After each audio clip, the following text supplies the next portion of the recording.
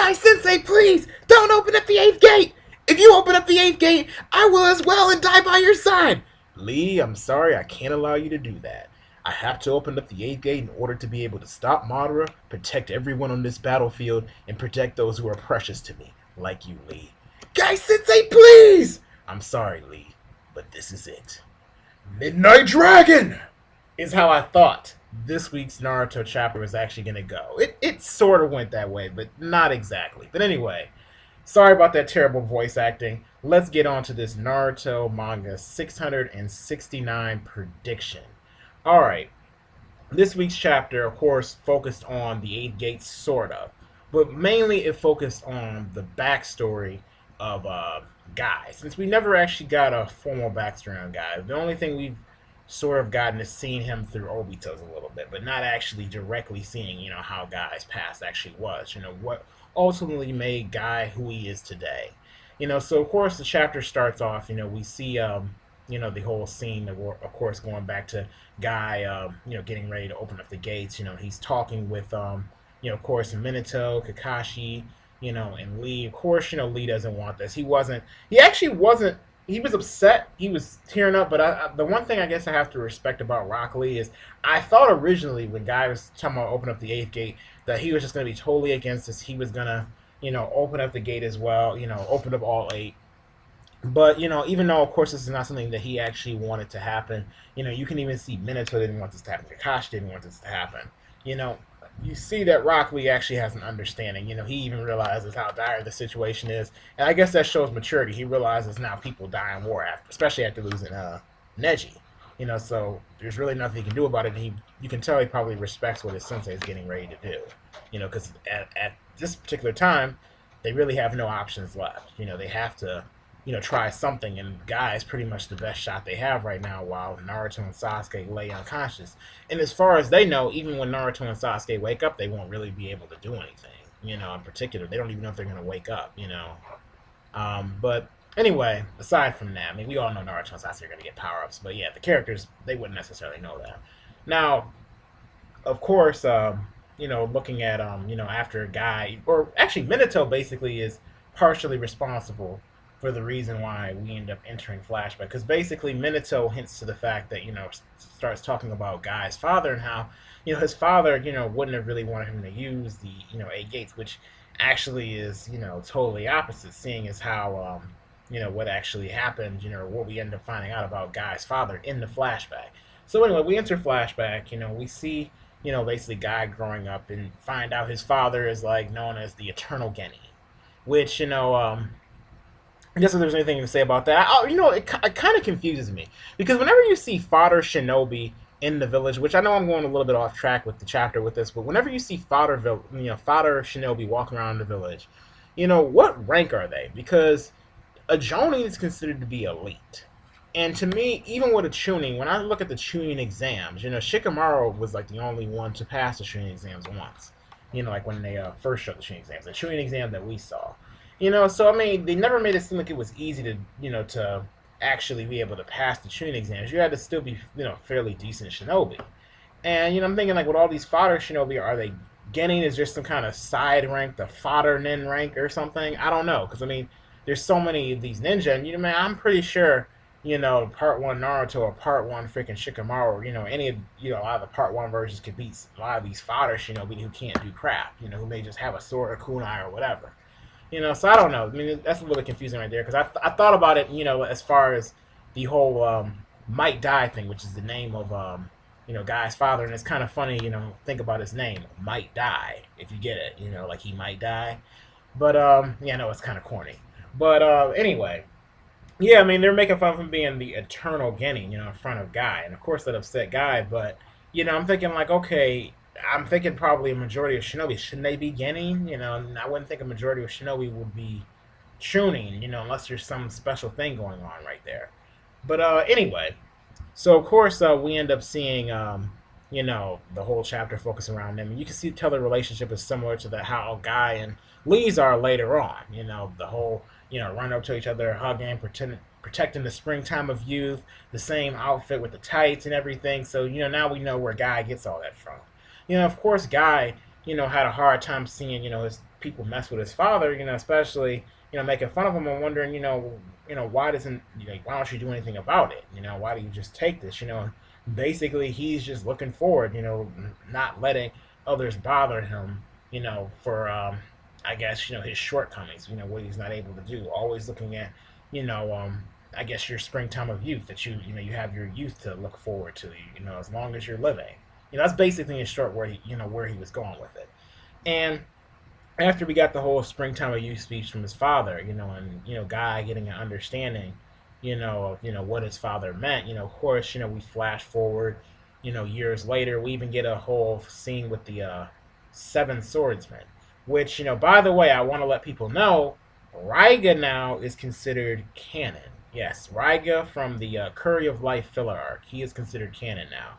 He actually is probably one of the few filler characters where I actually liked him enough where I wouldn't have minded him being canon. Kind of like how I wish Gurren from with the Three Tails filler arc with the crystal, the crystals that she could use. I kind of wish she was canon, but it makes sense that this guy is canon because he has the two blades that we ended up. We actually saw one of the other seven swordsmen use. Because in case some of you didn't know, there's generations of seven swordsmen. Because I know some people are probably wondering where the heck is Zabu's at, where's Kisame and all that. Well, there's generations of them. Seven swordsmen change every so often. And anyway, we see Raiga there. He's amongst the seven swordsmen. We see the other ones there as well. And of course, they're getting ready to attack Guy's team. We know Ebisu is there, and I think Genma is there. So they're a part of his team, which we've seen in the Obito flashback before. They can't at that point. They're not strong enough to be able to take on opponents like that. So of course, who shows up might die. And oh yeah, I forgot to mention the scene before this. I completely skipped over a scene.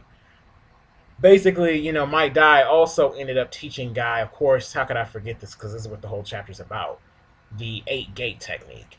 And, we also find out Guy couldn't use ninjutsu or genjutsu as well, and I'm assuming his father couldn't do it either, so it sounds like some special family trait where you have like an insane hard time being able to use genjutsu or ninjutsu.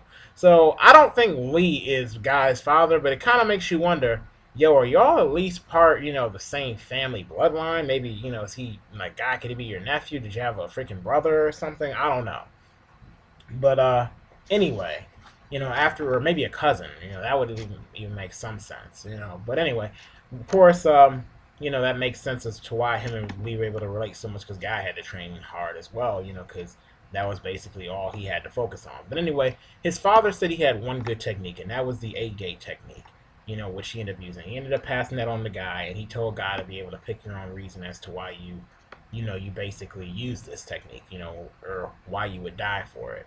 And, of course, when Guy gets cornered by the Seven Swordsmen, that's what, his reason was, or why he ended up showing to the battle, was to be able to protect Guy. That was his reason for being able to do that, even if he was just able to hold them off. Because some of the Seven Swordsmen, they actually live past that. And, I mean, that's some of you guys saying, how do you know? Well, pay attention. If you, like, Kisame actually killed the Seven Swordsmen who you see has Samehada, so obviously he must have lived past that battle. And I mean, I'm kind of counting the Raiga filler arc as canon, sort of. And the only reason why is, because, I mean, that's the only reason why we know his name is Raiga, because we just see him there. Plus we know what his swords can do. So I'm kind of counting that filler arc as canon now. And it's kind of funny, Rock Lee ended up fighting against that guy, Raiga, later on, in the filler arc. But anyway, yeah, I think that as far as if you count him as a canon character now and count his whole way of how he died and everything as canon, then you have to say he also survived as well. And I forget who else was there, but I think the other ones were Seven Swordsmen that we never really see that much. So obviously he must have only been able to hold them out or maybe take out a few of them, not all of them. Of course, after the flashback, that's when, Guy realizes his own reason, of course, for why he's doing this, which is basically the whole reason for why he uses gates in the first place. But, to protect someone precious, basically, or protect somebody important. So he's basically doing this in order to protect everyone. And I have to say, the 8 gates looks pretty sweet. I mean, you see he looks like he's on fire. His eyebrows are on fire. He has this nice aura around him, which, I guess makes sense considering the fact that, he is crimson red right now, is the way that Madara described him. So, I actually am really excited what he can do. Now, Do I think we're going to see much of what he can do in the 8 gate form? Well, I don't think this is going to last too long, but I'll jump into that a little bit later. So from that point forward, then we see guys in the 8 gates. Everybody looks like they're surprised. And then of course, Guy makes his move. He approaches Madara, zips up in the air like within like a blink of an eye, and then he uses a move called Night. I think it was Night Elephant or Evening Elephant, which we all predicted was going to be some kind of evening or night move because it goes with his whole theme. And he does the attack. We don't actually see it just yet. We only see everything lighting up around him. Maybe some tusks are forming because I almost thought I saw something like that by his face. And that was pretty much the end of the chapter. Now, as far as what I think of the chapter as a whole, before I give any predictions or what I think is going to happen next, all I have to say is, I mean, I don't. I hope this isn't going to be it of the entire 8 gates transformation. I hope we get a bit more, but it may actually end up being it. The reason why I say that is because he did just jump into, his signature move, and I know he did the same thing with Afternoon Tiger. So, if mainly most of the chapter of him using the 8th gate consisted of him just using, or not, of him having a flashback and then like 2 seconds of 8 gate, I have to say that's a bit of a letdown, and the reason why I say that is because we've been waiting years upon years to get 8th gate. Granted, I still enjoyed the chapter a lot. I don't want anybody to think I didn't, because of course, Guy looked beast, and I've been waiting to see 8th gate. But I mean, it would be a slight disappointment if he doesn't do a bit more. But as far as if he does more, then I think this chapter, did pretty well because we do need to actually get a flashback. I knew Guy needed to get one. It could have been before or after, but it needed to happen. Why? Because when characters die, especially like Guy, we didn't know really much of his backstory. We only known about him since the course of the story, which has been since the beginning. But he's never gotten anything proper to know. Okay, how is his past? What did it look like? How did he end up becoming the guy he is today? So it's kind of funny how he became the guy he is today. I know y'all get that, right? Okay, I know I'm not funny, but anyway, from that after all the of course the flashback, I think the scene looked pretty cool. Madara does look pretty surprised about it. I like the metaphor they used to compare. Madara used basically saying that the color of red, or the shade of red that he's giving off, is similar to that of leaves rotting off of a tree. And then Guy basically came back with the fact that yeah, maybe like rotting leaves, except for the fact that these rotting leaves will nourish the ground that brings on new leaves. Basically showing him he's passing the torch. And I like how they show Rock Lee there, showing that Rock Lee is going to probably end up surpassing Guy. Now, I don't know if we'll ever see that actually being the case, because the story is going to be coming to an end soon. Probably after Madara, then they'll fight Sasuke, and that'll be it. But it'd be nice to get maybe a movie or something to see how much stronger Rock Lee becomes and him take on a student himself, especially since most of his team is dead. I mean, I don't know. I would like to see something more for Rock Lee. Just me personally. I know some people don't care about Rock Lee, they don't think he's that cool, but I've always been a Rock Lee fan. Always will be a Rock Lee fan. Because once you're a true Rock Lee fan, you always hold on to Rock Lee because he's just that awesome. But anyway, as far as the pacing through the chapter, I didn't think it was bad. I think the beginning, the setup for us to go into the flashback, it made sense and it was okay. So there was really no problem with that. My only concern, the cliffhanger obviously made sense to a degree. I'm just hoping that this isn't going to be the end of the fight already. Because again, if you ever see when Guy went the 7th gate and opened up Afternoon Tiger, or used Afternoon Tiger on Kisame, the fight was just over just like that. It was like a one move, one hit wonder type deal. And I don't know if maybe that's because of the every gate you open, the less amount of time you're able to do it because it puts more strain on the body. But it's still like, okay, he's about to go out with a bang. I don't want to just get one move. I want to at least see a couple feats from him. How hard can he punch? How hard can he kick? Maybe mix it up a little bit. So hopefully we see a little bit more from him, especially since this is going to be the end of his life. But I'm a little bit doubtful. But anyway, let me jump into, aside from that, what else I think is going to happen as far as next week's chapter. Because after all, this isn't just a review. This is mainly supposed to be a prediction video. Now, as far, oh yeah, let me give the rating first before I get into the prediction. My rating for this week's chapter of Naruto, I'm gonna give Jonin level. Why am I just giving it Jonin level? Well, because we're getting the eighth gate, which is a huge revelation, but I think we need to actually see what the eighth gate is capable of doing before I'm able to give it any higher. Because this sort of felt like build up, and when you get build up chapters, of course, I mean, they can only be so high because they're not actually revealing anything particular. I mean, sort of. This chapter did reveal guy using the eighth gate. We haven't actually seen the usage of it, so I thought it was a fairly good chapter, worthy of a Jonin level rank, not Sage of the Six Paths level. I'm hoping that maybe next week will kind of be one of those legendary chapters, but we'll see what happens with that. Um, anyway, this is going to be Jonin level. But my prediction, as far as where I think things are going to lead from here, well, there's the possibility that guy will only, do so much. He's going to use his elephant, or nighttime elephant. I'm not exactly sure how that will work. I don't know if he's just going to ram model or what, or it's going to be consistent, like a consistent, how would I explain it? You guys probably should know Juggernaut from X-Men, and how when he runs like straight, how he's able to, like no one can stop him when he's moving wherever his momentum is pointed at. You can't actually stop him from his momentum. I mean, I'm pretty sure there's characters in the comic that probably have, but that's supposed to be the nature of his power. So I'm thinking maybe Nighttime Elephant could be something like that, which could prolong the fight if it's a constant momentum type thing where he's just bouncing back and forth and basically, you know, ramming Madara like an elephant would. Maybe if it was running at a person, you know, just a straight charge back and forth, running around until it tires out and it's done. So maybe that will be how Guy's nighttime elephant will actually work. But I'm not sure if it's even going to work the entire chapter. Why do I think it's not going to work the entire chapter? Well, because if you guys ever notice the pattern with Kishimoto's volumes for his chapters, which some of you may have not caught on to this yet, but I know I've saw it on forums, and I've been paying attention to it closely now ever since I learned this. And I'm talking about, I learned this like I don't know, maybe about a year ago, and I just started paying attention. Every 10 chapters ago, I mean, every 10 chapters, which is like, the equivalent of a volume. That's how much volumes are. We always either get a big, huge cliffhanger, or we get a huge revelation. So it's like every 10 chapters.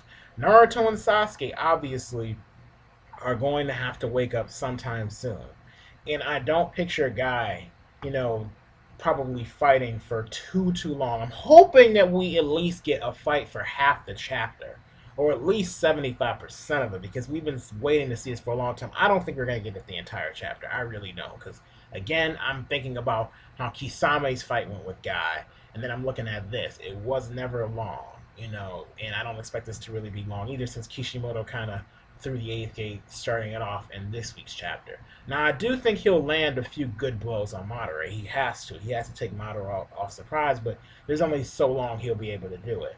And I think the cliffhanger will be those two waking up, and then in the following chapter, chapter 670, then we'll see Naruto and Sasuke finally stand up. They'll probably come back, find out what happened, and then we'll see their respective power-ups. Why? Because then Guy will be tapped out. They'll be left out of options, and then that's when they're going to have to really, show off what they can do. So Naruto and Sasuke have to wake up soon. And again, there's only so long Guy can do this, and I think Kishimoto probably will want to end something like this off in a volume. That way, for the following volume, he can start it off, with Naruto and Sasuke, getting ready to do their power-ups. You got to think about it also on a sales point of view. Of course, he would want to kind of pace it out to that particular length, because then that gives hype up for the following volume. I know some of you may not like thinking about it in that aspect, but that also can help you predict how certain events are going to happen, or at least, what time they're going to happen, if we have an idea of when they're going to happen. Now, if I were to throw one more prediction as to what I think is going to happen, I think I've already mentioned to some of you guys out there that, the whole, well, everybody's predicting Sasuke getting the Rinnegan.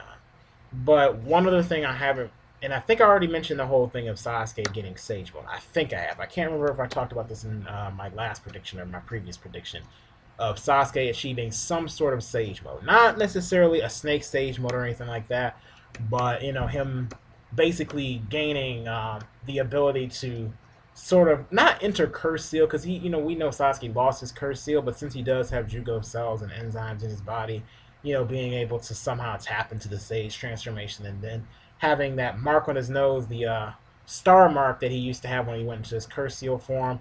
Maybe he'll have his own little Sage mode going on, and maybe his thing, kind of like how Kabuto has the horns, maybe he'll gain wings since he has the whole thing with the hawk wings, except they'll maybe actually for real look like hawk wings and not hands or hand/wings or whatever you want to call it. But I think I already mentioned that in the video before. If not, I can even clarify and go further into why I think that's the case if someone wants me to make a separate video about that. But then we all know how inconsistent I can be with videos. Um, but I've seen a theory about some saying that Sasuke could get the Spiral Rinnegan, which I think actually is really plausible. And why do I think that? Well, I recall Madara saying something once about he's nurturing, like that Madara was trying to nurture a new eye. I don't know if he still is, but I remember him saying something along the lines of that. I can try to find the chapter or something if anybody wants it, and link it to you where he said that. But then again, he may have just been referring to Sasuke. But another reason as to why Sasuke may unlock the quote-unquote Spiral Rinnegan is because it's kind of like how, if anybody remembers, when Killer B was able to, or when Killer B, of course, he can use the Eight Tails. Him and the Eight Tails, buddy, he can go into Biju mode. When Naruto unlocked his Biju mode, his looked totally different. I think that Kishimoto, with his transformations, probably wants to show us something different. Why? Because we've seen the Rinnegan through Pain, we've seen it through Madara, we've seen it through Obito, we've seen it plenty of times. Granted, the Rinnegan's, really cool, and it probably has a lot of other secrets to it. But, for something like Sasuke, I have a feeling that he probably would like to give him something a little bit more unique, something that Madara may not have. Because I know Naruto's probably going to get some pseudo Jubi mode going on, at least for this particular fight. So it'll be interesting if Sasuke got something new too, either a higher level dojutsu or something on the same level, maybe something like the Seizen Six Path's son, the Elder Uchiha son, like the Spiral Rinnegan or something that has a new set of abilities, maybe something Madara couldn't have actually gained, through some unique means. Because again, Kabuto is doing something to him right now, so there's always that possibility that Kabuto knows how to take it a step further with Sasuke, since him and Orochimaru did all this research, or at least get him, something sort of new. Because again, with all this hype, it probably will be less exciting for Sasuke to get the Rinnegan because everybody can say I called that, as opposed to the Spiral Rinnegan. So we'll see with that, but that's a little bit of food for thought. I thought you guys would probably like to hear. I know this video is basically a bit long. I'm not sure. A little bit of rambling going on in this video. But these are pretty much all my thoughts for this week's chapter of Naruto. You heard me. I'm very excited to see next week's chapter of Naruto. However, since it seems sort of like build up, I didn't want to give it like a Sage the Six Paths rating or anything like that. I didn't feel like it was worth that, even though I did like the backstory. But again, hopefully the fight actually continues on long enough for us to get a few feats from Guy, as well as, excuse me, guys, as well as being able to see, maybe a nice cliffhanger of Naruto and Sasuke waking up. But I'm hoping most of the chapter contains Guy fighting against Madara and seeing a few feats from both of them. Seeing, the gates, the power of the gates in comparison to the power of the Jubi. I don't ever expect Guy to win. I just want the chapter to get a nice chunk of fighting from Guy before he goes out. Let him go out with a bang. But those are my thoughts on this week's chapter of Naruto. And as for what I think is going to happen next week, you just heard it from me. So let me know what you guys think down in the comment section below. Do you expect next week's chapter to be pretty big? Do you expect the chapter to leave with a cliffhanger with Naruto and Sasuke standing up? And, what did you think of this week's chapter in general? And what do you think about Sasuke getting the Spiral Rinnegan? So anyway, these are pretty, or he doesn't actually have the Spiral Rinnegan yet, but you get what I mean. Leave your thoughts down below. Don't forget to rate the video, so like it if you did like it. You can dislike it if you want to. The choice is yours. And that's pretty much it. See you.